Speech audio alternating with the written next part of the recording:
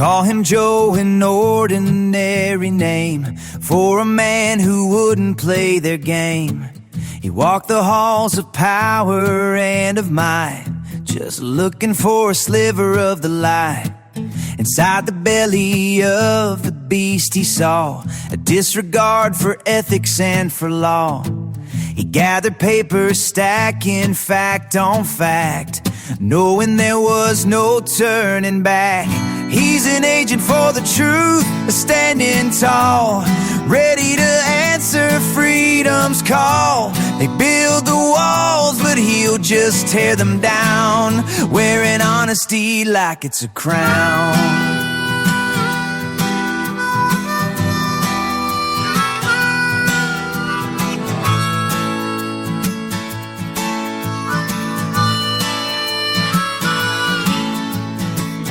Filed the report, laid it on the stone, a heavy truth you can't ignore alone. The silence from the top was cold and deep, while the secrets they were trying to keep. He's an agent for the truth, a standing tall, ready to answer freedom's call. They build the walls, but he'll just tear them down, wearing honesty like it's a crown.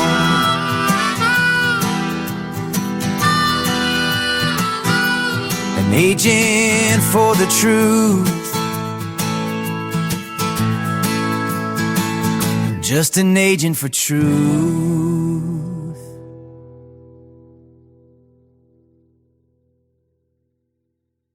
Our Father, who art in heaven, hallowed be thy name. Thy kingdom come, thy will be done on earth as it is in heaven. Give us this day our daily bread, and forgive us our trespasses as we forgive those who trespass against us. And lead us not into temptation, but deliver us from evil. Amen. Well, hope everyone is praying for our country and doing it many times a day, every day. We certainly need God to really inject us with some big blessings. Got a lot of issues with our country, but anyway, we're trying to do the best we can from our little corner of the world. So we have with us Attorney Larry Becraft from Huntsville, Alabama, and Marc Lucas from Bat Cave in Southern California.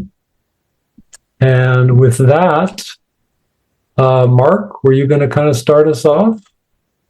Right. Well, we were going to start off with a reference to a point we were trying to make in the last episode regarding the Code of Federal Regulations, Section 1.1-1. And if you wouldn't mind bringing that up from we're going to have Larry comment about these things. There you go. And the point we were talking about, it was the citizen or resident of the United States, right there in Section 1A1. Because it says Section 1 of the Code imposes an income tax on the income of every individual who is a citizen or resident of the United States. You can highlight that, or you can... For people, it's rather small print, but they can see it easier if you point it out. There he goes. Okay. That's one. Okay.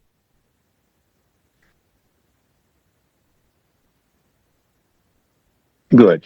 The other document that we referenced was 26 USC Code Section 873, deductions, if you want to bring that up on the screen.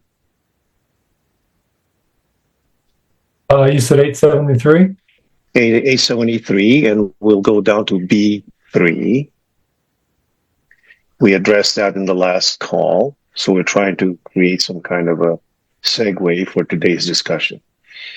So right there, it says, unless the taxpayer is a resident of a contiguous country or a national of the United States, And as a reminder for everyone that was on the call last time, the reason this is important is because this national of the United States is under this section. If you scroll up, it says general rule in the case of a non-resident alien individual. So the advocates of filing 1040 NRs are equivocating the national of the United States in section B3 with the non-resident alien individual. And because of this, they feel that they can file the 1040 NR. So that's what we touched upon on our last session. However, I got some questions regarding the prior post that you had, the 1.1-1. You can go back to that.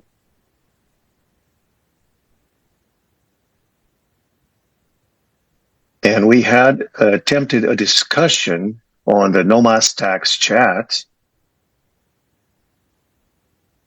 pursuant to that question. And the question was, wait a minute, it says citizen or resident of the United States. Okay, is that a 14th Amendment citizen?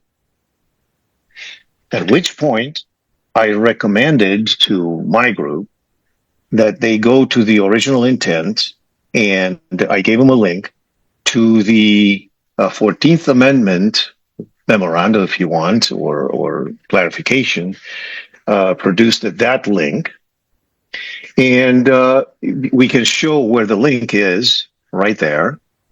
But what I did, I copied and pasted it on a Word document because I wanted to highlight a few things for tonight's presentation and challenges and wonderful communication, and have Larry clarify it all for us. So if you open the document that says that I sent to you. You're talking about this a separate PDF? It's a document. It's a Word document. I don't know if I've got that or I'm aware of that. Well, if you don't have it, I can resend it. Let's try again. We had the Lonsdale that was in a Word format, but I don't recall. Was that something you sent me on Telegram? Okay, here, let's try again.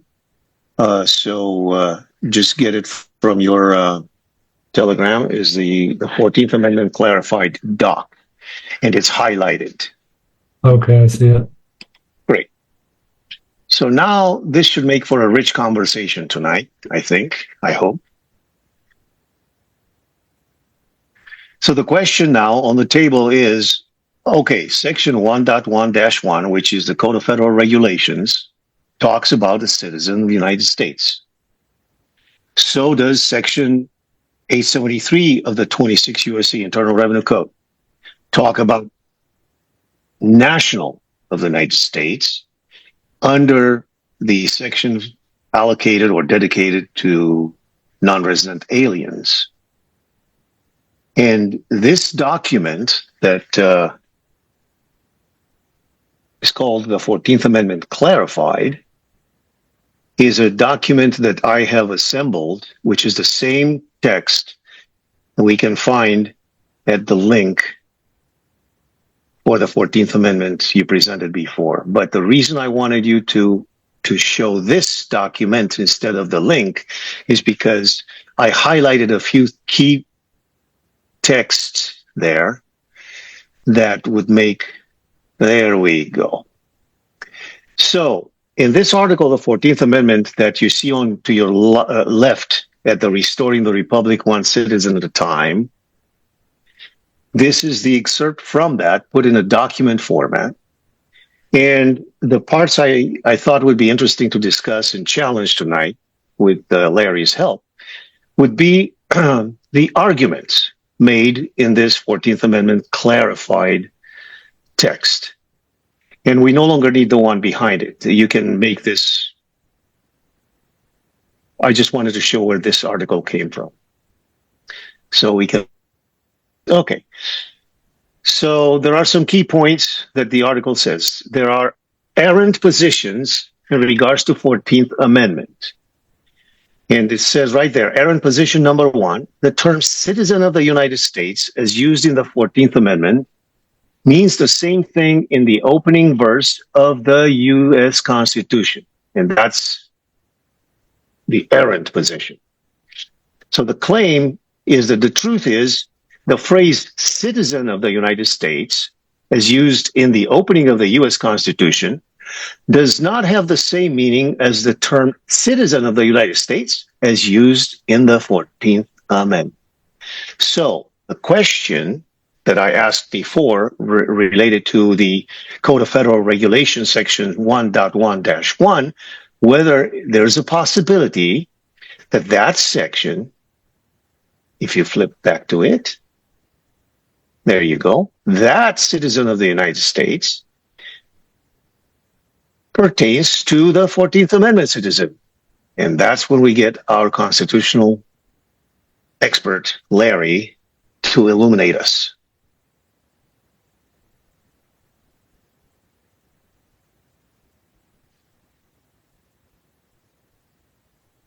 Do I need to turn on the switch to turn on the light? Is Larry still with us? I had it on mute. I'm sorry. Yeah, no problem, no problem. I knew there was a switch involved. Yeah, you got it. Mark, I don't think the 14th Amendment has anything to do with Section 1 of the Internal Revenue Code. Let's go back to the 14th Amendment and how it got started. As a result of the Civil War and the slavery issue being raised by Lincoln, there was an effort to, he issued the Emancipation Proclamation, freed the slaves. And then after the war was finished, this issue of the citizenship of the former slaves, did they have any kind of citizenship in the United States? And that's the reason for the 14th Amendment being proposed. Now, the 14th Amendment says, all persons born or naturalized in the United States and subject to the jurisdiction thereof. And I wonder, hey, Mark, can you look up something for us and read it to us? And it's the 19th. I could, but I think Joe has the buttons. I can do it in the background, yes. Okay, well then pull up the 19th Amendment, and I'll ask you this question.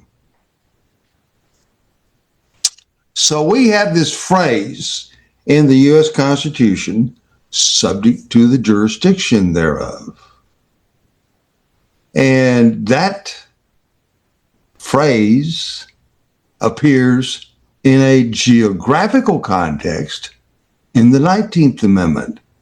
So one of the things, this is an issue that, here we've got this issue before the United States Supreme Court, birthright citizenship. It was just recently argued within the last, 6 weeks, I think. Yeah, there's the 19th Amendment. Okay, hey, Mark, pull up the 14th Amendment, or... Yeah, you're going to have to ask Joe to pull up because Joe has the screen. Anyway, here we have the 14th Amendment. All persons born or naturalized in the United States and subject to the jurisdiction thereof. So, Mark, let me ask you this. What is your view of the meaning of subject to the jurisdiction thereof? Well, let's say as an immigrant myself, I was naturalized. So I'm assuming this naturalized citizen of the United States, just through the process of naturalization, swearing an oath to uphold the Constitution and all that, in common parlance, would mean subject to the United States laws and jurisdiction. And I have a feeling that you're going to contradict me about that. Well, no, we have this issue going on right now before the United States Supreme Court, and it was just argued here recently, and it is a real important issue. It deals with, the 14th Amendment and the issue of, aliens, primarily the Chinese aliens coming over here, having children, and then going back to China. And the only thing that happens in the United States is the birth of a Chinese baby here in the United States. And the people that are doing that claim, well, since my child was born here in the United States, it makes him a citizen of the United States. Well, when you're engaged in litigation, and if you have a word or a phrase that has multiple meanings, then that becomes an issue that a court's got to take into consideration what is determining the meaning of something. So now let's take a look at the 19th. So here we have this issue of, subject to the jurisdiction in the 14th Amendment, which we think what you're saying, Mark, is, hey, I'm subject to the jurisdiction thereof. That means I'm in the jurisdiction of the United States, and I am subject to the laws of the United States, which is one way to construe that phrase in the 14th Amendment. But now, what does subject to the jurisdiction of the United States mean in the 19th Amendment? Well, a fresh immigrant would have no clue. I mean, the 18th Amendment, excuse me. Either or. 18th Amendment. Hey, Joe, pull up the 18th Amendment, the Booze Amendment.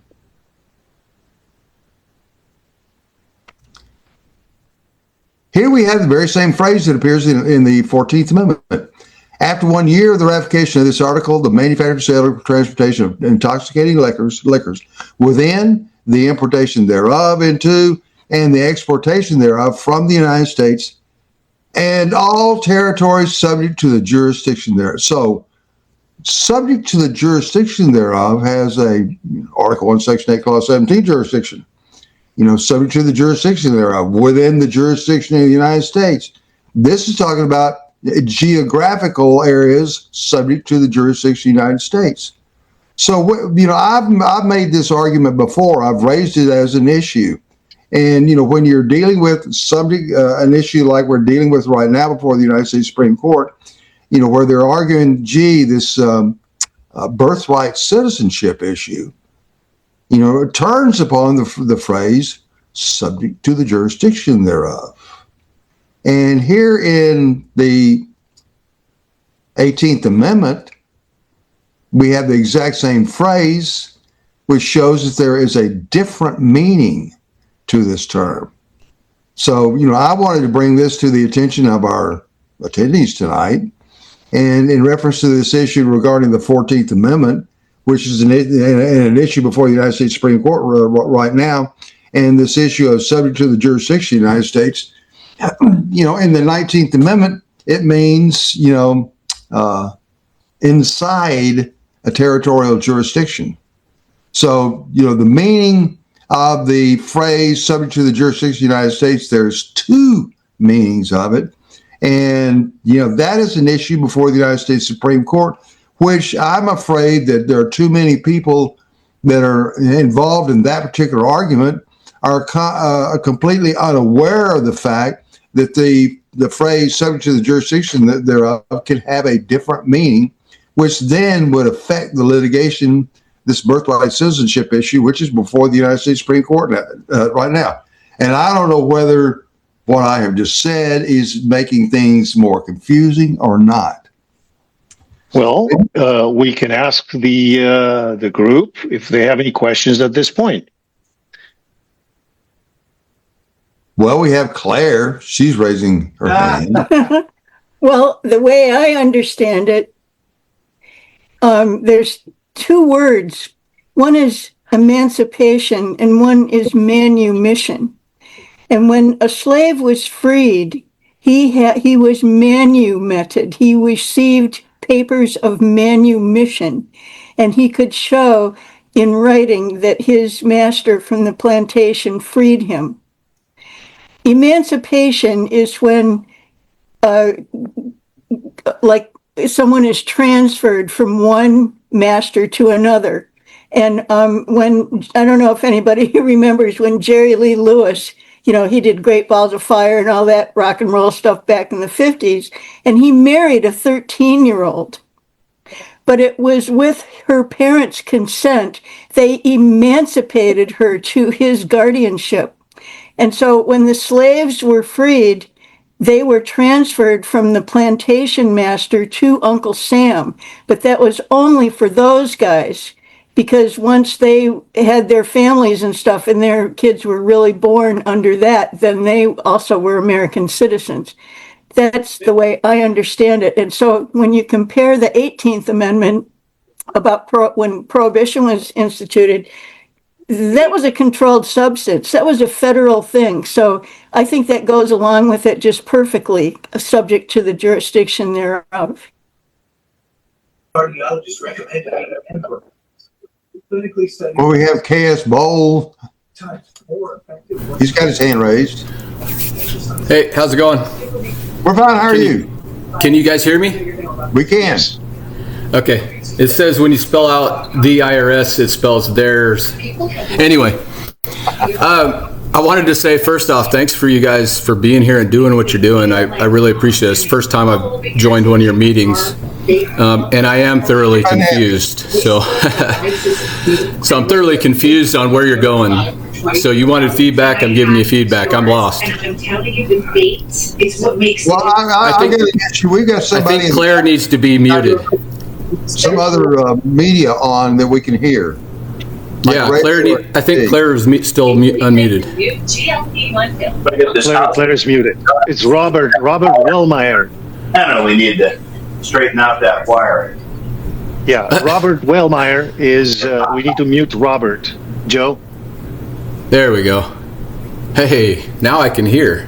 Good. But yeah, so you wanted feedback on if people were lost. I'm kind of lost on where you were heading with it. Well, you kind of, this is your first meeting, and we always have this problem with new people. We kind of have a theme, an idea about where we're going, and try to keep in rhythm with that. Sure. We don't always do that, so quite often our meetings, we haven't been doing these. When was the first? Was it back in November? Mark, that's when we started these. These we started, we did. Yeah. Okay, That's about so we haven't been doing them all that long, and we try to have them at least once a week. And the subject is really kind of focused in on related to the income tax in some way, but we don't have always a set progression of explanation and study, although we would like to get there. But one of the things I would like to do is to generally raise the understanding of the attendees of these meetings, the members of this group, impart to them some knowledge about the income tax. And with their increased knowledge, then they can have something to do with, oh God, I got my dog down here. I'm sorry about that. Well, so I know I missed some context from last week, but I'm confused on where we're heading with the distinction is all. Okay, so while Larry is chasing dogs, let me see if I can clarify this for you. I appreciate that. Well, last week we touched upon, first of all, quick background, and I apologize to the people that are more knowledgeable and more advanced. Quick background is that we formed a group based on some people that were going in the direction of filing 1040 non-resident aliens. The consequence of that, we challenged the premise of the correctness of that filing as a non-resident alien.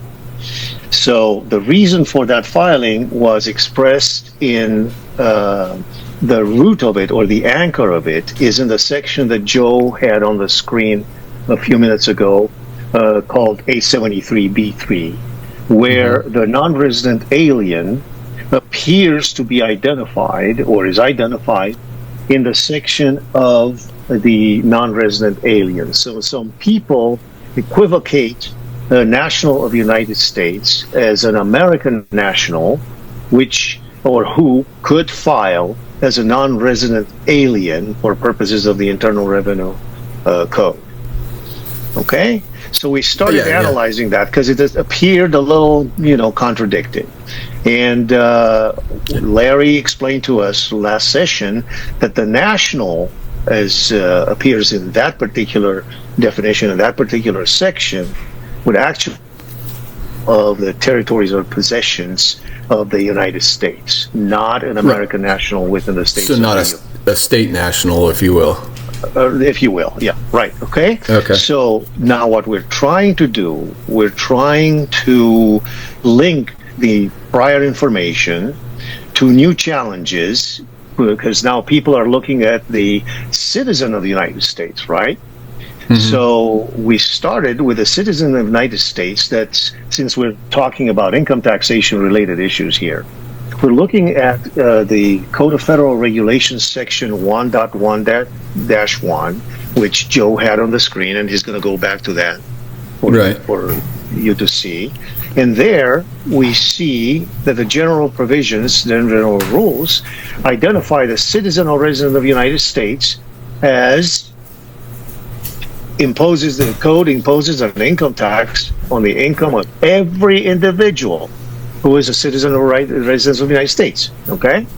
So the question now is, okay, somebody asked and wanted to know, well, is this citizen of the United States a 14th Amendment citizen or an American citizen? And that's where Larry came in, and we're trying to answer that question. So from there, we moved over to the amendments to see what is the correct interpretation of citizen of the United States and subject to the jurisdiction thereof. And I think the emphasis, although it's not in text, would be a boldened, underlined, and. So that conjunction there seems to me that Larry is indicating that and might mean that we need to look at this very, very carefully, as if it were a territorial, some sort kind of a jurisdiction, or something that has to do with some kind of a nexus to Congress's powers or federal powers, right? That the ability to lay taxes that don't necessarily relate to average Americans. Okay. So I don't know if he's done chasing dogs. Well, I was missing some context. I think maybe some other people were probably missing that same context, so that helped to clear it up. So thank you. No worries. And again, thank you guys for what you're doing. This is very appreciative. I'm very appreciative. Yeah, well, thank you. You're welcome. Thank you. Since Larry's not here, if there are more comments or questions, or Joe, if you have anything to say for the time being, or okay, good. All right. Actually, since I'm still here, my name is Aaron Wright, not KS Bolt's fan. It's Aaron, Aaron. I don't know how to change it, so. Welcome, Aaron. Thank you. No worries. Nor do I know how to change Marcy. Yeah, Marc is Mark Lucas, so we thought the L was an I, and we thought it was somebody named Marcy. So we're all trading Mark L like Lucas. We're all transitioning. All right. So you were saying, Larry, continue, please. Well, what I'm saying, I think this issue regarding citizenship is kind of a red herring, or at least it's one that I find is not all that important. What I think is important for, having spent decades studying the income tax, and particularly I've spent a lot of time studying the old stuff, like all the old tax acts and all the old regulations. My personal opinion is that studying, at least, you don't have to know everything. You don't have to be turned into a scholar. You just have to know how this body of this legislation grew over time. And it was by a series of acts of Congress, as well as the agency in charge of the administration of the income tax, the Treasury Department, coming out with a set of regulations. Now, that is something that most people in the tax industry, they don't look at. They're completely, they've ignored it. And I have asked the IRS agents in court, what do they study? And it's just manuals. They just study what each of them say to each other. They just have these, quote, professionals, these experts on the income tax that are studied manuals and everything else of the IRS. And, hey, they study how they would like to see it administered. And so the way they perceive the way it should be administered is the way that they just kind of mold their opinions around the statutes, and the meaning they give to the statutes just happens to fit the way they see it operating. And, to me, that's completely wrong. And I have found, especially once we get into, if we ultimately get around to raising some very important issues in court, it's going to involve to show how the income tax really works is going to turn upon the old acts and the old regulations. And that's the reason why I think it's so important for people to get the old acts and regulations, which are available from this group. And, it's not difficult to know the old stuff. And once you know the old stuff, then we have the ability to come along and challenge those that have what I call an uneducated opinion. What passes for the law at the professional level, the way that we have it today, which is the tax industry. They just have their own view of the way it operates. And, and income tax has got to operate this way. So, the way that the income tax should operate is the way that it's established pursuant to income tax laws, which is dead wrong. Let's mute Robert. Let's mute Robert again. Okay, there we go. Thank you. So I think one of the purposes of this group right here is to expose people that want to dig into this to this view that things are different from what even the people in the tax protester movement, they've got it wrong. I can remember years ago, people were coming along and, as we started off tonight's program, talking about the 14th Amendment. And, there have always been in, quote, Patriot circles, people that have been interested in the 14th Amendment. Bob Wangrud, I don't know whether any of y'all know him or not, but, he's a prominent figure in the Patriot movement decades in the past. And, that's all he would talk about. His view of the 14th Amendment, which I think in a lot of instances, there's people who have an interest in that subject matter, but it's completely irrelevant to what we're talking about in reference to the tax fight. To me, right, go ahead. We still need to clarify this before we can move towards that, because the confusion appears in this phrase that Joe has on the screen. It says imposes an income tax on the income of every individual who is a citizen or resident of the United States. So because of this, most people read this and they say, oh, well, I'm a citizen of the United States. I'm naturalized myself, right? Or people born here, they consider themselves citizens, and the income tax is imposed on a subject, on a citizen. Is that a correct statement? And that's where people that say, well, that couldn't be right because that would be kind of a slavery, would not be right in the 13th Amendment. Therefore, that citizen of the United States could mean a 14th Amendment citizen. That's where we need to discuss these in these open forums to clarify for people. Well, but Mark, the 14th Amendment citizenship is limited. And I don't contend that my citizenship is anything related to the 14th Amendment. And how many people know that? Unless you teach us about it. My family has been here. Peter Becraft was a member of the Old Brick Church, which is about from Annapolis, Maryland. You go out Solomon's Island Road for about 11 miles, and you come to this national landmark, the Old Brick Church. And he was a congregant, a member of the Old Brick Church in 1695. And my family has been here, I think, 14 generations. So, my family been born here, we're naturally born American citizens. I'm a naturally born citizen of Alabama, and that makes me a citizen of the United States. And I think there are a lot of people in that same predicament.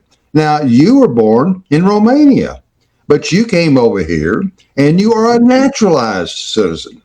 Correct. And for people to come along and try to read in right now some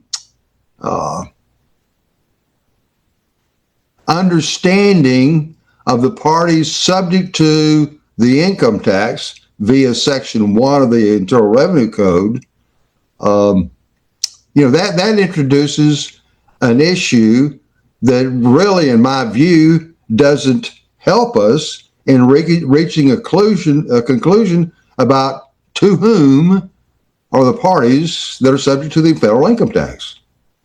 I agree, fully agree.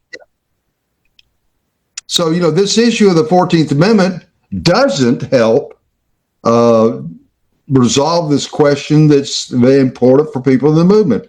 I think that dealing with this issue, I'm a citizen of the United States. All the other people here on this list that were born here in the United States are citizens of the United States. We have some people here like you who are naturalized. And hey, you escaped communism. I grew up hating communism. I'm sure you hate communism, but you came over here and you became an American citizen. And but that issue and going off down that rabbit trail does not have any relationship to solving the issue of how does the federal income tax operate, because there are substantial gaps that need to be understood. Here we have somebody talking about payment. Well, I've known Payman for about 25, 30 years. I met him back in the late 90s, and he was just starting off with his organization. He's a Jew, and he's from Iran, and he came over here, but Payman is an American citizen. But to me, a problem with Payman is he's still got an accent. And, I wish he would work on improving his accent. Would you agree, Mark? Oh, yeah, but so am I. Yeah, but if you some people say that I would think you were born in Mississippi. Yeah, some people have trouble understanding people from Alabama. That is true. Yeah. Sorry, Larry, I couldn't resist. So, would I be correct in saying, okay, I'm naturalized or I'm born in the United States of America, but that does not necessarily make me subject to the jurisdiction thereof in the same manner as a 14th Amendment citizen would be made subject to the jurisdiction thereof? Would that be a correct statement? That is correct. To me, bringing up the 14th Amendment and that subject to the jurisdiction, that issue is really not helpful for trying to understand the operation of the federal income tax. Got it. And in that light, since Joe still has the 18th Amendment behind this 14th Amendment, how would you say that the 18th Amendment kind of clarifies the language in the 14th regarding the... Well, I was just bringing up the issue of, too many people, I've studied this issue of subject to the jurisdiction. I would like real students of the law to get all of the United States statutes at large, Volume 1, all the way up to the current. And that's a whole lot of space on a hard drive. But then you can also get all of the Federal Register. Now, I've got all that stuff, and it's word searchable. And you can go through the United States statutes at large and catalog all the uses of these terms, phrases that we're trying to study. And subject to the jurisdiction of the United States is a term that comes up in both the 14th Amendment and the 18th Amendment. And they're two different things. And, that most people are completely unaware of that. But then, getting into, most people in the tax movement, they're either born in the United States or naturalized in the United States. And that makes that issue completely irrelevant for our studies. And, I think if you want to know something about the income tax and try to learn about about its proper application, if that's the reason why you're attending these meetings, dealing with the issue of this popular issue, the 14th Amendment arguments that have been popular in the freedom movement, doesn't really offer any solution to understanding the operation of the income tax. So could I walk away with the understanding that maybe Section 1.1-1 does not refer to the 14th Amendment citizen? No, it doesn't. To me, that's a completely different issue. Thank you. Any more questions for anybody while we're still on the 14th Amendment? There were a couple hands up. Nelda's had her hand up, and Saul. Okay, good. Nelda, you can go ahead. Okay, so my point is, the 14th Amendment, the amendments are irrelevant to CFR 26.1.1.1. And the reason they're irrelevant is due to the steps involved in statute interpretation. So you have to apply the steps of statute interpretation before you go off onto these tangents. And the first step of statute interpretation is, where is this term defined? Is it defined within its own section? Is it defined within, the 1.1.1? No, it's not defined in that paragraph that that is highlighted right there, but it is defined in 26 CFR. So if you look at where is citizen defined, it's actually defined in, let me see, I have it up here someplace. Citizen is actually defined in 31 point, it's actually 26 CFR 31.3121E1 state, United States, and citizen. And that's where it's defined. And so people would need to understand first statute interpretation, the steps involved in statute interpretation before they can start applying these definitions. And that's what I found a lot of people making errors when they try to say, citizen is defined as this, or includes defines this, and stuff like that. They're using definitions that are outside, that they're not following the steps of statute interpretation, and you're using definitions outside of the section that they're in the first place. So learn statute interpretation first. And how do you do that? You go out and find just do a Google search on case law for case law that includes statute interpretation in my state, whatever state you're in.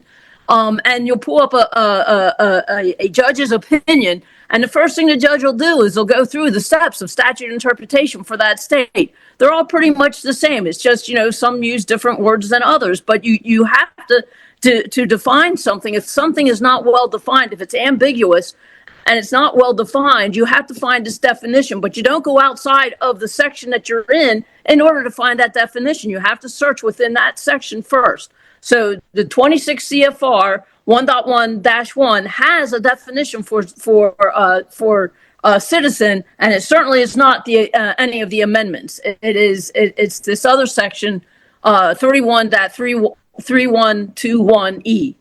So that's what I wanted to say. You want to show that, Joe? 3121. I can give you the link. We have it. Okay. You said section 3121? Here.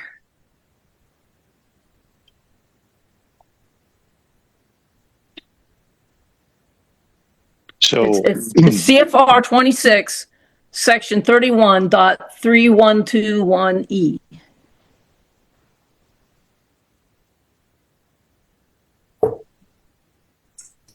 That's from the employment taxes, I'll tell you that. It's the only other place that defines citizen within the CFR 26. But my real question is, and Mark, I'm really glad you brought this up, because my real question is that highlighted section there? I agree with everybody else that, that certainly looks like I'm supposed to be paying taxes. And this is the same argument that all of our employers use when we want to try and stop W-4 forms. And it's the same. It's the same argument anybody else uses. It's the same argument I understand from what Claire was saying a couple weeks ago, that a FOIA request refers back to this section also. So when you do a FOIA request on, please show me where I'm required to file, or where I'm required to, where I'm liable for taxes, that apparently the IRS refers back to this section as well. So my question is, I think this is a good statement to start with. How do we prove that this has not been, and that's my question to Larry, is, has this been completely allocated and completely legislated through the Treasury decisions? This 1.1-1. Well, if you're asking me and you're expecting a response right now, I will tell you this. I've taken the entire United States statutes at large, all the volumes, and I've engaged in, since they're PDF images and there's text behind them, you can pull up a volume and do a search for citizen. And, I've done a whole bunch of terms that way, and I've extracted a whole lot from the statutes at large, the Federal Register.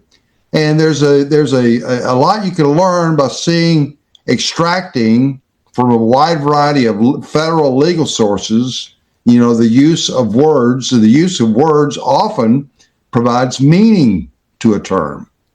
Now, I think in reference to this issue of, who is the citizen subject to the income tax that's discussed in Section 1.1-1 or Section 1 of the Code, that citizen, I find that, again, what I keep running back to, I think it's real important to watch the development.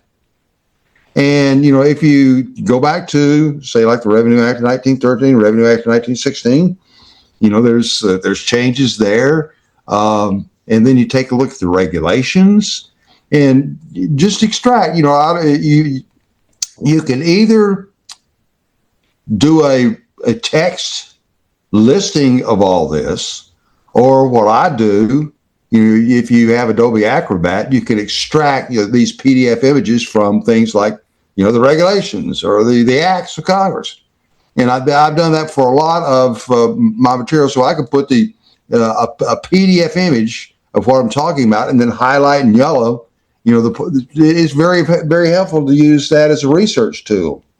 But I think that it's real important to. I have just seen too many people in the freedom movement just focus in on the current information and ignoring the development of something can often lead to an erroneous result. And I can remember going back, just there have been a lot of Patriot promoters, tax promoters, like Pete Henderson. They just they get involved with one issue, and they hang in there with just the current code, and history is ignored. And I have just found that by ignoring the history of the income tax, that it is not difficult to dig into the history. You can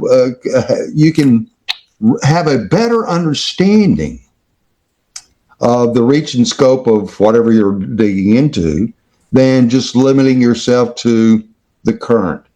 In fact, I think the current if you just limit your study of whatever you're digging into, whatever little point about the income tax, if you're just limiting yourself to current, you're often. And this is, as we get further down the road with this group and we get into hopefully litigation, you will see that the historical development of the income tax is real important to understanding how it works. So are you saying that if we were to just look at the codes, it will most likely confuse us? And in order to see a clear picture, we need to get out of the code sandbox and look from how the codes came about and whether or not there's a difference between. There's a whole lot of important information that is missed when if you don't dig into the historical development. And the historical development is not all that hard. And, I would, it's not going to be difficult for people in this group. If you take this is what I recommend members of this group. If you've got the flash drive or the old tax acts and regulations, take 1 or 2 income tax acts. Take a look at the 1913 and just go through it and where's tax imposed, and take a look at some of the other features and just make some notes, and then move on to the 1916 and where's tax imposed and what does it deal with. And the more you just go through and deal with just the major parts of that act, and once there's I would think just knowing how the thing got developed all the way up to the 39 code would provide a tremendous amount of information about how the income tax operates. And I would think that just knowing some of the basic, you can't miss, some of the most prominent basic information of the old tax acts, you cannot miss. And knowing that when the rest of the professional income tax world has never even taken a look at it. They are utterly clueless. And, what you have with the newer stuff, it's designed to be misleading.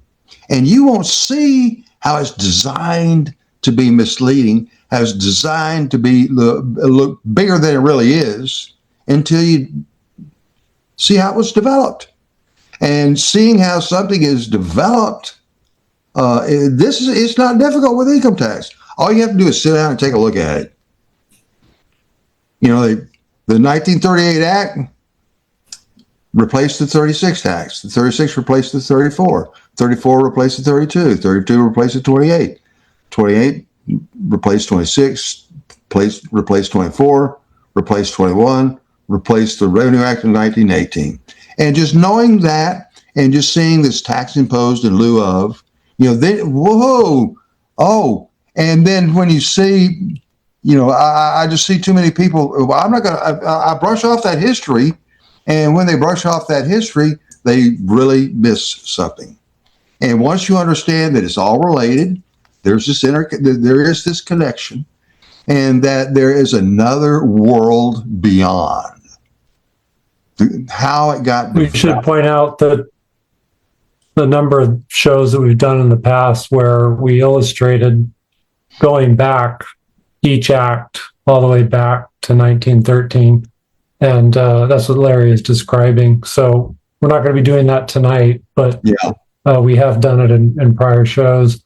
I was going to point out what I think is interesting, that, the IRS, as with all federal agencies, they're in the Privacy Act Notice, they're required to tell you what laws require you to communicate or give information to the IRS.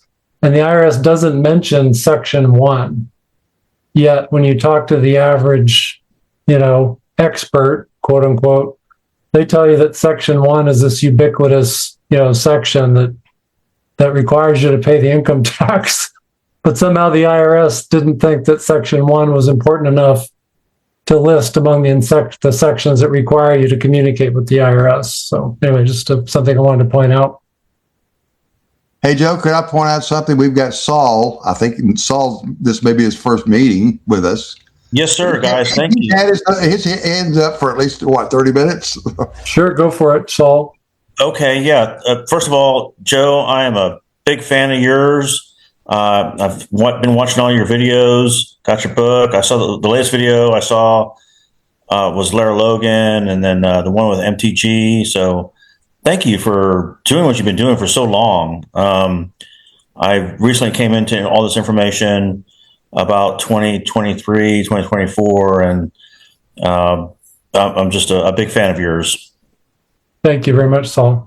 Yeah. So I wanted to get your, I have a few questions here. First, I guess, what are your thoughts on the revocation of election? And yeah, that'd be the first one right there. I just posted these in the chat as a little bit of a guide for myself. I'd like to get your thoughts on the revocation of election. After leaving the IRS, did you change your status as a U.S. citizen? And then in the case where you were acquitted, I was reading about that and I looked it up. I was curious about what happened to the gentleman that you had prepared the 1040Xs for, because I have recently prepared the 1040Xs, and so I was hoping to discuss that with you. So those are my questions. Thank you, sir. Okay. Well, I'd probably like Larry, once I've done my little monologue here, have Larry chime in on the revocation of election, but I don't find any power in that. I haven't utilized it myself. I don't think the IRS pays any attention to it. I can only speak from my experience with myself and others that I've, talked to or debriefed. People that think that the revocation of election has some power are probably just people that the IRS didn't find to be wealthy enough or have property enough to go after them. Okay. So when the IRS doesn't pursue them, they think that, oh, look, my revocation of election worked. Right. Again, like after I finish, Larry to put his 2 cents and Marc too. After leaving the IRS, did you change your status? No, I didn't. I just look at the IRS's own rule book. Like I pointed out before you asked your question, I look at, well, what does the IRS do to obey the law? And one of the ways they obey the law is by telling us what laws require us to give them information. And so they list 6001, 6011, and 6012 in the regulations. And, we've gone through it in prior shows, but, you have to be liable for a tax. The IRS even says that. These sections say that you must file a return or statement with us for any tax you are liable for. So basically, I don't trust the IRS to tell the truth, except when they're forced to tell the truth. And so the Privacy Act Notice is one of those times when they're forced to tell the truth. They had to tell the public what laws require and why. Thank you for pointing that out. I don't think I appreciated this highlighted section that is on the screen right now. Yes. So, that's kind of, I haven't really needed to reach for revocation election or all these different things. And I want to, there's a lot of truth out there. And so I'm not trying to throw anybody under the bus, but, for myself, I'm fairly practical. And so I just, it kind of like black letter to me. And the IRS, as we point out on the show repeatedly, absolutely, the laws have been written constitutionally, right? And the IRS even acknowledges through the Federal Register publications and everything, as we point out repeatedly on the show, the IRS knows darn well what the law actually says and what the Constitution allows. And that's why we have these discussions pointing out why we don't believe the average American has any requirement to pay the federal income tax. Exactly. So I've basically, that's kind of why that playground, that sandbox is kind of all I need. That's as far as I needed to look. And also with my prior experience with at KPMG, an international accounting firm, and the kind of tax compliance that we did there, then my 5 years at the IRS, and then all of the great research that Larry and others have done. Let's see. And so then you say, in the case where you are acquitted, preparing, blah, blah, blah, did he get his refund? So the short story on that is his name was Al Thompson, or is Al Thompson. As far as I know, he's still alive and well. Al had been filing his entire adult life. And once he realized that he didn't know the income tax, he wanted to go back as far as he could and seek a refund of income taxes he had already paid. So he came to me at the time. I was still a CPA, right? And he said, "I'd like you to help me obey the rules as I seek to get my money back." And I naively thought, well, what could be wrong with that? I'm a CPA. I know what the rules are. I certainly can find out what the rules are. Let's make sure he obeys the rules. Well, the IRS and the DOJ turned that effort into a fraudulent refund claim. So each of the three amended tax returns that I prepared, we considered those returns to be absolutely truthful and legitimate refund claims. But the DOJ and the IRS said, no, these are fraudulent refund claims. So they made it a criminal matter, criminally investigated Mr. Thompson and me. And that criminal investigation ended up in an indictment in November of 2004. Right. And then my trial was in June of 2005. Mr. Thompson wanted to exercise his speedy trial rights, meaning that he had to be, as I recall, you have to have your trial start within 70 days of your indictment. Larry can correct me if I'm wrong on that. But Speedy Trial Act requires that, yes. Yeah. So he wanted a speedy trial. I wanted more time to prepare. So that was one reason why our trials had to be separated. Okay. Another reason was that he didn't want to have an attorney represent him, whereas I did. And I met your attorney here in Austin. Okay. Yeah. So there's a second reason why our trials had to be separated, because we couldn't have a team effort for defense. So Al, and so the other thing is, on the day of our arrest, I got out within maybe 3 or 4 hours.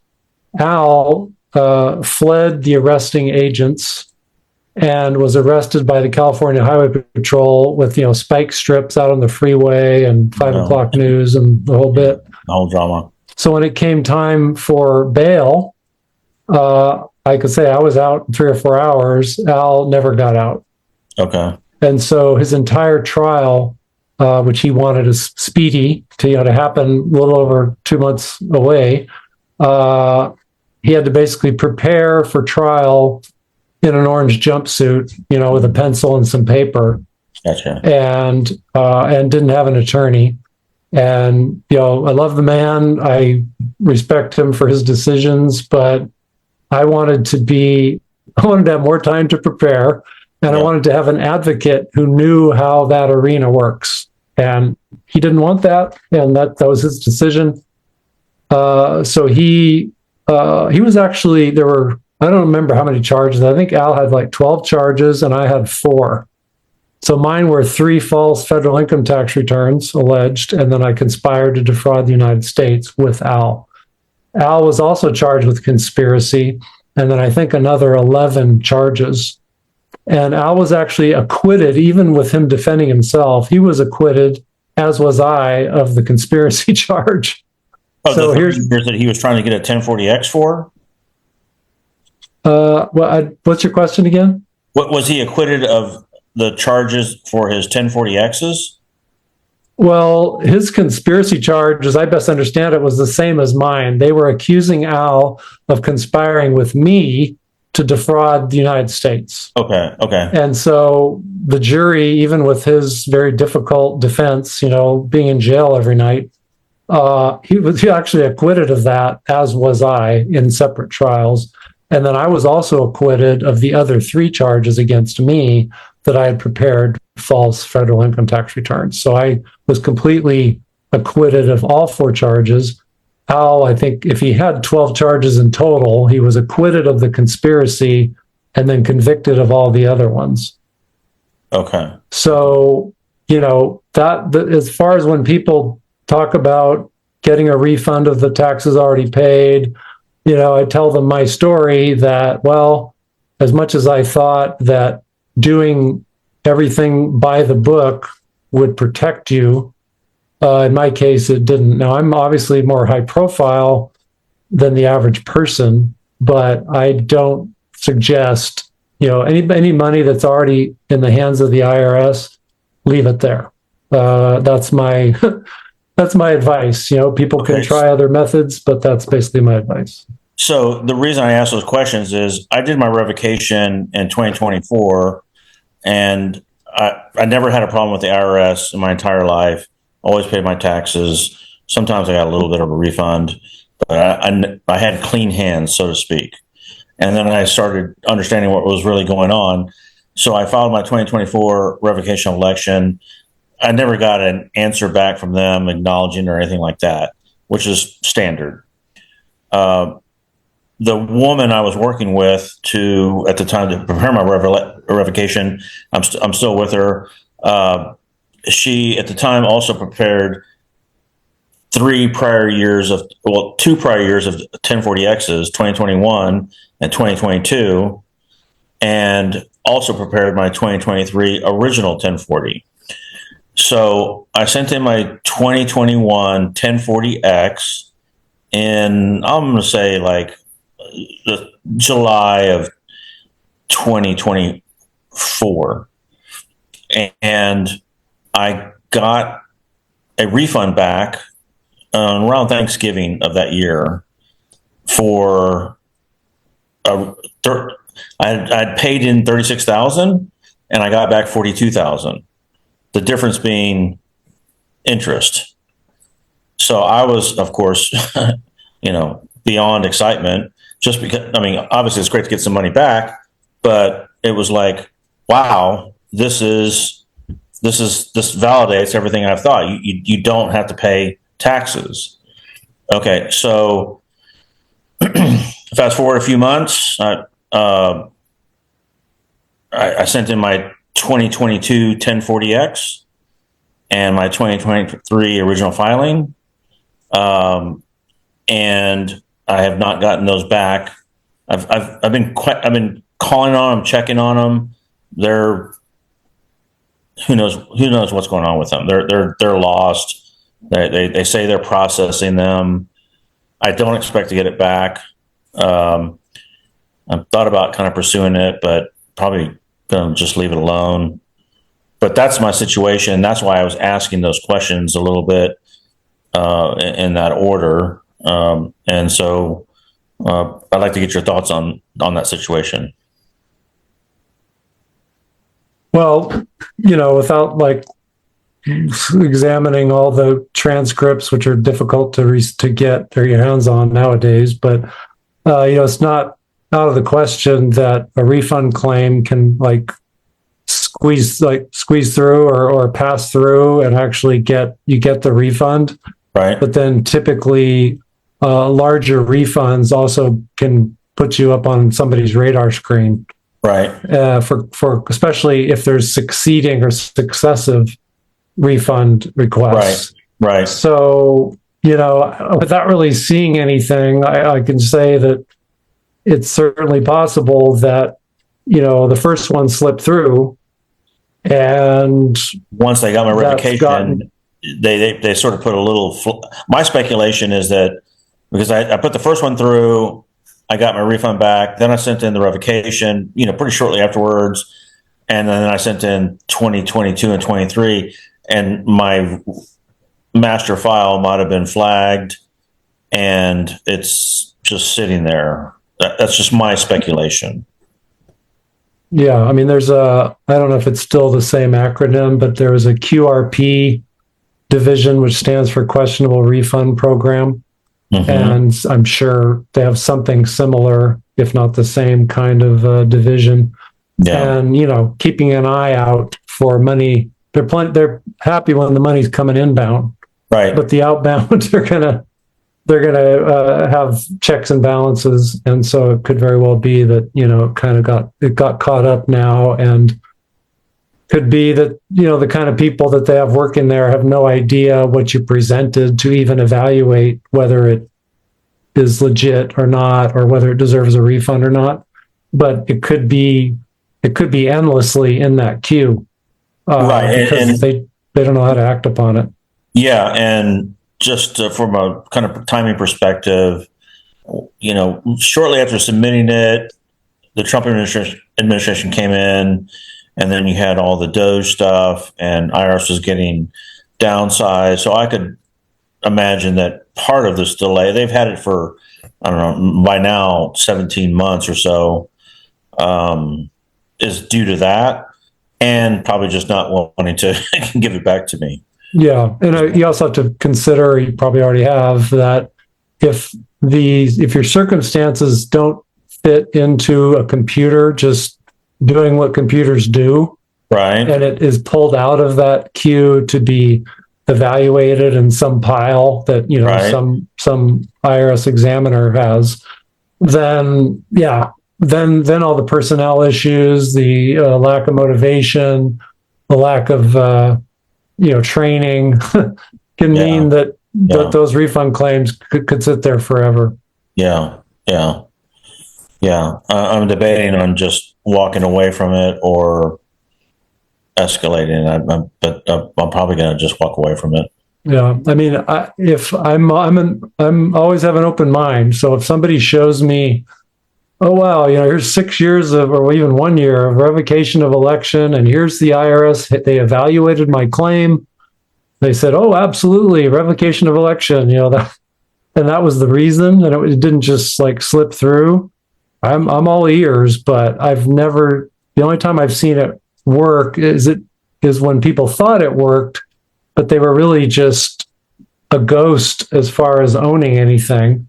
Well, I mean, I do have a friend in Dallas that submitted a revocation, actually got a letter back. I've seen it, and said, we acknowledge, from the IRS, saying we acknowledge your revocation election, and she hasn't filed since. So, just one small story in the whole world out there. Well, she, if anonymously or uncloaking herself, she wants to share anything, we're all open-minded. But maybe we would need to move along. But Larry, any comments on revocation election, or Mark? Well, it's a popular position to take. It was developed, I'd say about 10 years ago. It's based on Section 6013 of the code. I guess people can think in terms of, well, I'm getting out of the tax environment, and that's exactly what I'm doing. Well, if they want to characterize, what they're doing by ceasing filing return is operating pursuant to Section 6013, and they're dropping out, I don't have any problem with them using that term. But I just don't think that's that's something that is used by the people that are selling a program. Right. Okay, I can understand that. I mean, would you agree that it's as long as you don't contract with the IRS and sign the 1040, you're okay? I mean, that's sort of my position too right now, is that I understand everything. No, there's a lot of people that haven't over the years. I've defended a lot of them. They just stopped filing returns, and the IRS came after them. But typically there's a way that the IRS gets some kind of a heads up on the people dropping out, and that's usually by some third party report being sent to the IRS, like from an employer, sending a statement of your wages paid to you, or some other 1099 or something like that. So the IRS. Say that, just dropping out and cease filing is just separates you from the IRS, has not proven historically to be accurate. Okay. Thank you. Because and of course, it's not a cookie cutter eval either, because it depends on how you earn your living, what's reported to the IRS. Yeah. But of course, as I talked about, my black and white perspective, I mean, once I learned that in my circumstances, just Joe Bannister, private guy, no longer works for the IRS, I couldn't find a requirement to file, so I don't file. I haven't filed since 1998. Right. And when I was indicted in 2004, I already had not filed for 5 years. Right. And the IRS didn't include any charges. But I think that was strategic for them because they didn't want to get into that. Yeah, they wanted to just make me look like a criminal trying to, do fraudulent refund claims. But yeah. I certainly feel for the person who says, I can't swear on a 1040, under penalty of perjury that I owe a tax that I know I don't owe. And so that was kind of my Waterloo. Yeah. And in my case, I'm a K1 for many, many, many years. So I'm a little bit of an oddball, maybe. Yeah. I did notice Jen had asked way back at 7. Joe, can you repeat what you said about where 1.1 wasn't mentioned by the IRS? So I don't know if there's been a lot of comments since then, so I don't know if that's been addressed. But Jen, basically, I think I'm still sharing on the screen the Privacy Act Notice that is in all the IRS instruction booklets. And the IRS is required by law, to lay out what laws require us to give them information, whether it be on a 1040 or 1099 or whatever it might be. The IRS has to specify what laws require us to give them information, give them stuff. And so the IRS has to specify what those laws are, and the IRS specifies 3 sections: 6001, 6011, and 6012, and their regulations. Now, this is 2013. I think at one point it said 6012A, but that's kind of a technicality. But anyway, the IRS doesn't say anything about Section 1. And in my opinion, and I'd like Larry and Marc to chime in as well, but one judge will say these 6 laws, and another judge will say these 5 laws, and the IRS will say these 3 laws, and they'll say something different because they're all trying to make up something that isn't there, or take you off the trail of what the truth is. And so to me, the truth is simply stated right here on the Privacy Act Notice. Those are the 3 sections. 6001, 6011 clearly say you got to be liable. So then when you search for a liability in the thousands of pages, you find I'm not liable anywhere. So according to the IRS, I've got no requirement to give them a return or statement because I can't find any tax I'm liable for. Larry? Well, liability is related to Section 1441 of the Internal Revenue Code. It's always been that way. It's those that are making payments of income to non-resident aliens and foreign corporations. Exactly. So that is an important, being liable for a tax is a real important feature of the tax. And I think if people would dig into the old stuff, they would see that that's the case. Now, it's a completely separate matter, Joe. Looking at the questions being asked by our attendees, Nelda has asked, well, Joe, who represented you in your criminal case? Well, I tried 2 cases with the guy that represented you. So she was.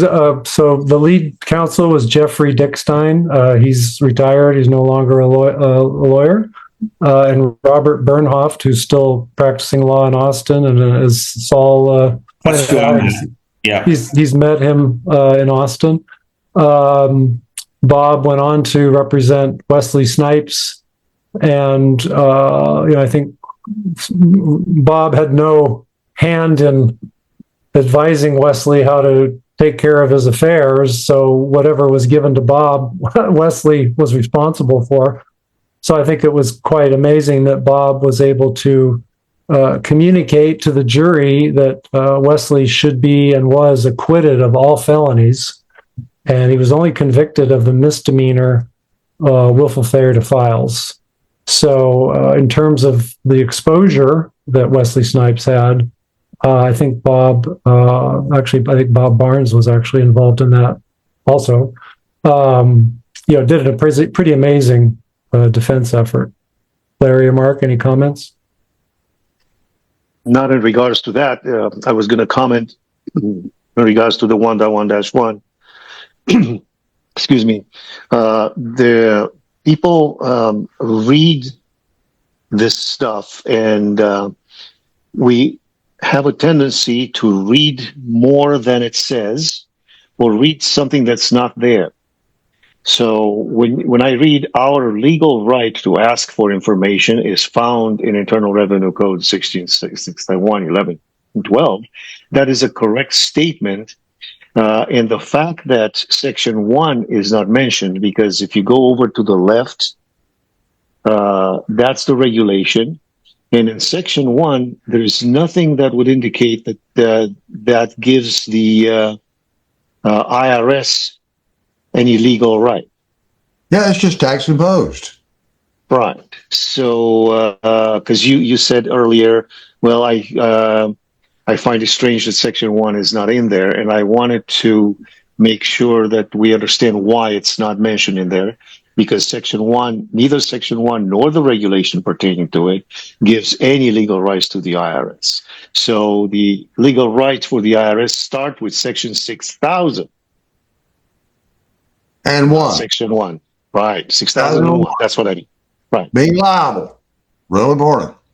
Right. Yeah, and I think the public, the jury pool, the judges, everybody, rightly or wrongly, looks to the IRS for the guidance. They're the ones that enforce the income tax. So I think to the extent that you're able to say, well, I went to the IRS and I followed their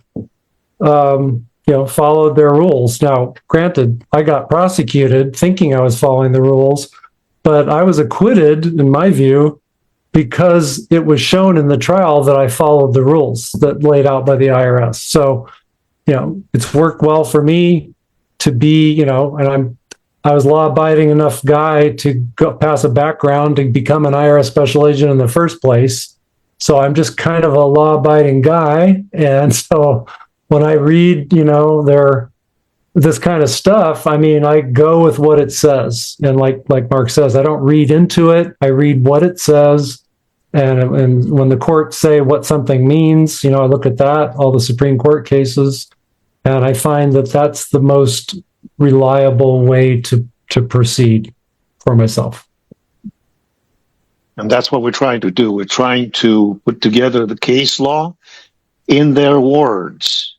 So take their words to them and before the court, so they cannot bend the meaning of it. Because most pro se or pro per, they make an argument which they cannot sustain in the words written that the court would have an obligation to listen to.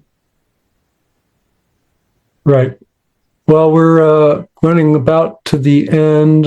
Sorry, but we really can't go much longer than an hour and a half. Will this be recorded or available for replay? Yes. Yes, we record all the shows. Marc is kind enough to edit them. And when I say edit, we really just put some titling in the beginning. Any coughs or, but we put the entire product out there for people to review. So, hey, Joe, next week is a holiday weekend. We're not going to be doing something then. At least I won't be here. Okay, that's Memorial Day, right? Yep. Memorial Day weekend. Yes. Okay, then yeah, we will probably be taking a break. But Saul and any other new people to the show, are you familiar with the Telegram group that Marc founded called No Mas Tax? I was just asking about that. I'll look for it. I'm not, but I'll look for it. I was asking for the link, but I didn't realize that it was a Telegram thing. Yes, it's Telegram, and I'm not quite sure. Marc, how do you tell people to try to get a hold of you if they can't find you on Telegram or figure out how to connect? Well, I just posted it. So if they click on that link, and it will be also in the, that's an invite link. It's a private club, so to speak. So you can only access it through invite link by myself or some member. And I just posted it, and it will also be for those that are not here today. It'll be in the edit in the audio when it'll be posted on Joe's site. In the text that goes, we save the chat, so I will post the chat, and you'll have access to the link and everything that was said and commented in the chat during the presentation. Okay, well, we'll do this then. Everybody go to the chat while I do the end of show housekeeping, okay? So just check out the chat for that link to the No Mas Tax Telegram group, and meanwhile, let's go through the end of show housekeeping. Let's see here. All right, so for Larry's website, if you go to start page and type in Becraft briefs, you'll see a link that looks like this. That takes you to Larry's website, the Dixieland Law Journal. The most common topic we talk about is here, the taxation link, but there's tons of great stuff here. My website is agentfortruth.com. And I've got a blog section.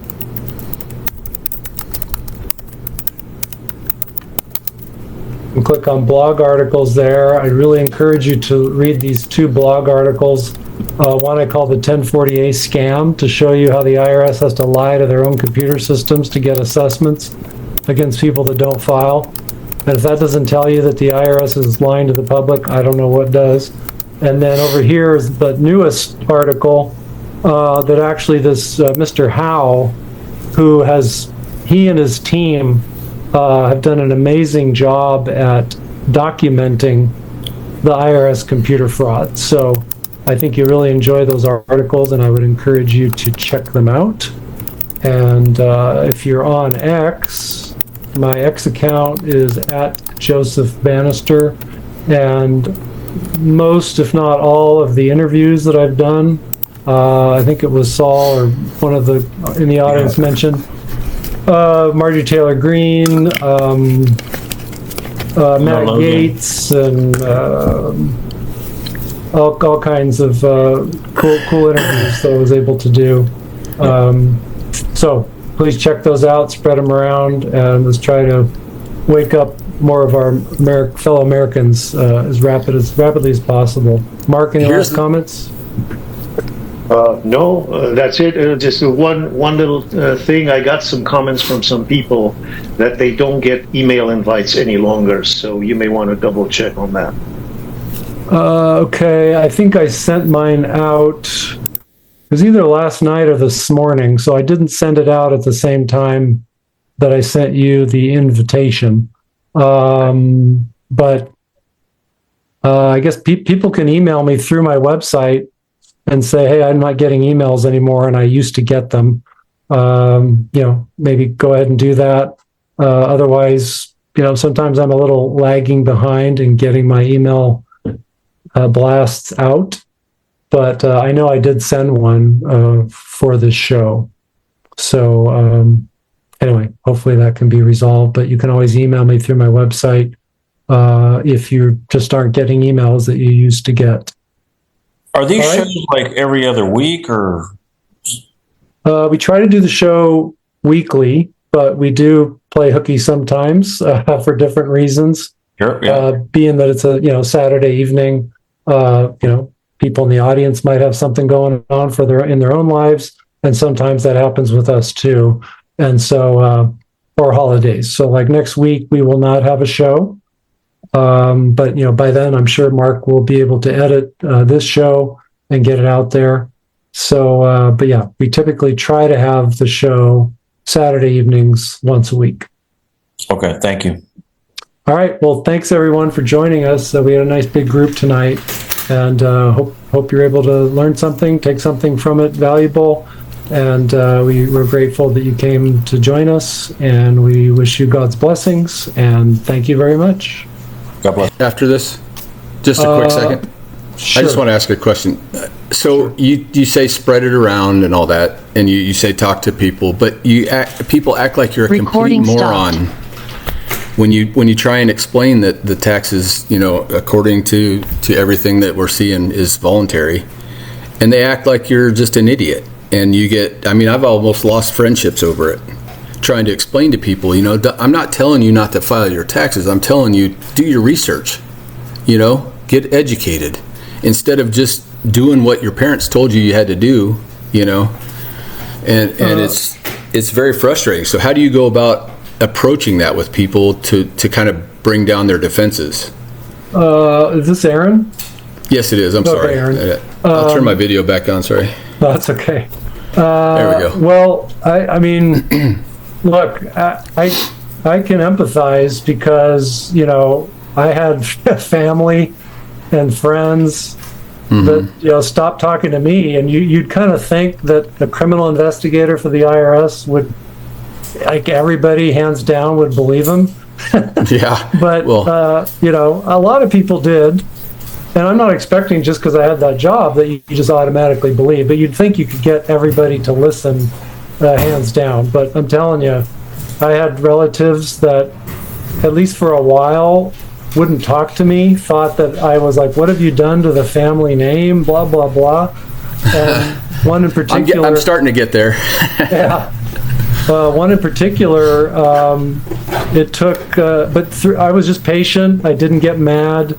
I just figured, you know, time will pass, and I'm telling the truth. I'm sincere. I think eventually that person will figure it out. And 3 years later, that person, you know, try not to give any names or even gender away, but that particular relative came to me and apologized and said, I can't believe that I was so mean to you. And I'm sorry that it took me this long to realize that you're just trying to do the right thing, and here I am attacking you for it. So I would say the first, you know, virtue to keep is patience. And something I lack a lot of. Yeah, and also choose your battles. You know, I don't wear it on my sleeve, and every person I meet, I talk to, I try to be a good example and be a good friend and trustworthy person, whether it be at the grocery store because they gave me too much change, you know, and I give it back. And I just, like everything in my life, I try to be a good example, and so that people come away with, you know, I think I trust that guy, or that guy's a nice person. That person's sincere. And so you don't have to begin with, hey, the income tax is a scam. Just begin with a handshake, a nice smile. And then over time, you may find that you'll get on topics where you'll find that they're more receptive.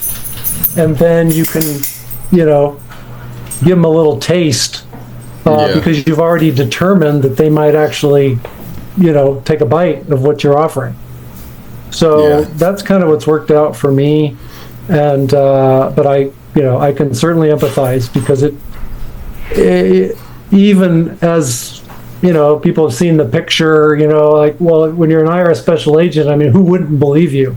But you know, we know how. Why would you lie about that? Right. Nobody likes the IRS. Why would you tell somebody that you work for the IRS? Yes, but anyway, it's so I get it. It's difficult, but you know, keep a thick skin, be patient, and just know that be comfortable that you're telling the truth. And it's kind of like, you know, somebody that's in sales.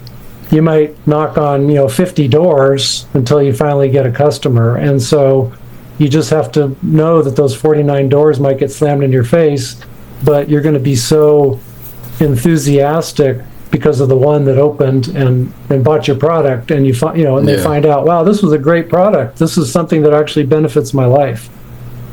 Yeah, so that's the hard part is getting past the indoctrination. Yes, that's the hardest thick. part. You know, it's over 100 years of indoctrination. It's very thick. So you got also, you realize this is the battle we've been given, and it's not easy. And in fact, you know, I look at other whistleblowers in the FBI, and you know, like some of those FBI whistleblowers, the FBI transferred them, and then when they got to their new duty station, fired them. So they had that's all their cool. Yeah. stuff in storage, and their wife was upset, and they had no money, and they didn't have their stuff. And so I'm thinking, Yeah. well, I got off easy. I was just able to walk out the door. See, I did 32 years as a federal civil servant and military member. So the irony of it, that, you know, it's the government. I should trust the government, right? I did 32 years with the government, but, you know, come to find out that the government is not for me. Yeah. And it's really hard, you know, because I retired from the military proud as hell, you know. I'm like 32-year retiree, senior master sergeant, E8, you know, and now I feel like it was all for naught because of all the stuff that's going on right now, you know, and it's hard to deal with that internally. But Yeah. this is the right thing to do, and that's what I'm going to do because it's the right thing to do. Yeah. So just you'll find out who your friends are, and you know, I guess I was in the IRS, so I didn't have that many friends to begin with. So I wouldn't have liked you. yeah, well, I'm just I wouldn't kidding. have blamed you. You seem like a really nice guy, and part of the reason that I feel like I trust you is because of that. You come across as a genuine person, not out there to sell people some product to get out of taxes. And you know, you're actually telling you know, this is why. You don't get that from other places. I've been involved in a couple other places, and I've left them since then. Yeah. Because I'll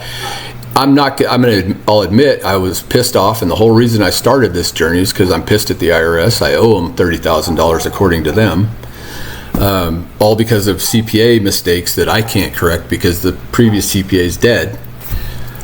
So it's like I'm gonna turn that anger into something positive and do what you're doing. You know, bring the truth. Yeah. You know? Well, I encourage you. You know, the Agent for Truth that I showed you, a lot of free information there. Oh, I've been all over that. Okay. And I just think, and certainly, you know, it's understandable to have anger, but I've also found that, you know, I mean, I was prosecuted with a case that was ridiculous. It was not a criminal case, and they made it one. And so I could be really angry at one of the prosecutors ended up being appointed a California state judge. So he got a nice reward, you know, for doing what he did. Right. But it just, you know, it's better to just bless everybody like Jesus said and just wish them the best. And your own life will be so much better off. You don't hold any grudges. You just keep positive. You keep the message. And you keep doing the best you can, and God's in control of, you know, when we'll be delivered from the evil system.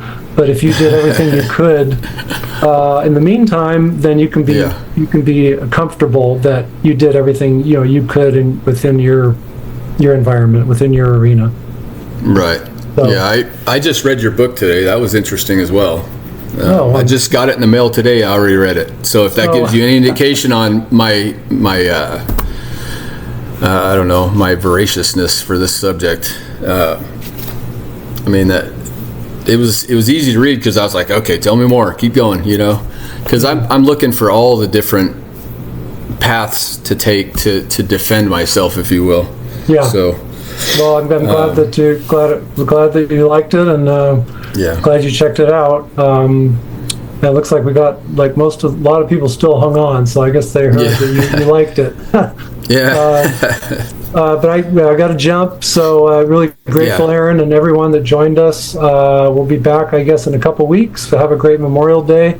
My granddaughter's birthday is right around Memorial Day, so I'm going to be enjoying company of a 5-year-old. My granddaughter turns 6 on the 4th of June. So. Oh, good. So we're fellow travelers. It's so fun to be a grandfather. Oh, I got all my grandkids are right here, so it's really nice. They can come over anytime. So, but anyway, hey, thanks for what you're doing again, and I'll let you go. But I appreciate it, and I look forward to hanging out more. My pleasure. Thanks everybody for hanging on. Take care. Yep.